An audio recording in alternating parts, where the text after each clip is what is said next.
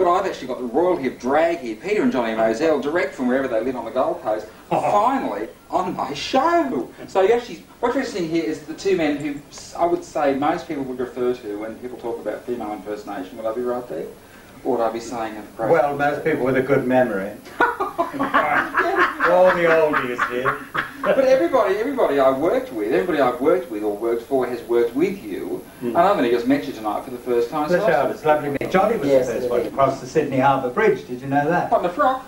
No, in a little white suit. He was the drum major. I was the drum major, and I led the whole procession. Oh, so you saw Mr. de Groot come out? And I was right alongside him. So you saw him come and snap? I saw him cut the ribbon, but he didn't get across the bridge. No, he did not. You did. You were the first one? I was the first one. Oh.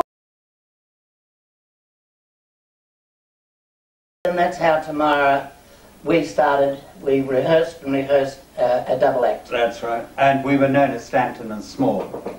Well, we were Stanton and Small. That's Johnny's name, Johnny Stanton. I'm Peter Small. Well, we worked as Stanton and Small, but Eris O'Dell, who was Jan O'Dell's mother. Oh, right. She was our agent, and she said, you've got to have a gimmicky name. That's all right for England, Stanton and Small, but it doesn't mean a thing out here. Have a gimmicky name. So Jan's boyfriend at the time, Son Lowe, who was a night announcer on radio, said, how about the Mad Moiselles? Mademoiselles split up into Mad Moiselles. So we stayed that way for many years. Then Johnny went into a catering business and decided to give up show business, he thought. So I went up to Lake Girls and Compere there. I cut the I out of the Moselle and made it Moselle. Peter Moselle. The Mad.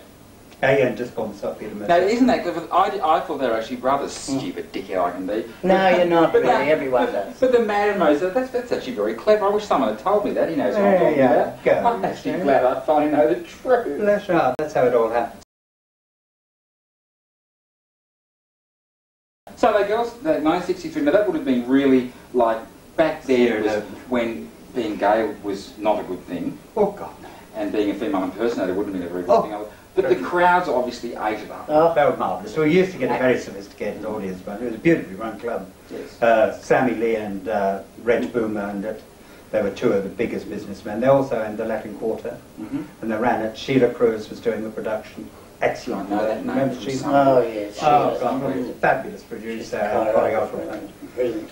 And so I stayed there for 5 years as compere.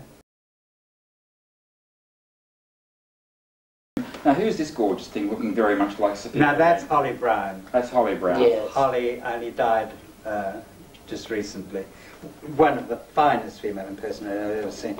She was quite unbelievable and so talented. And she could paint. Anything she wanted to do, she could do. She's just one of those multi-gifted people. Do the back cloth. And a darling.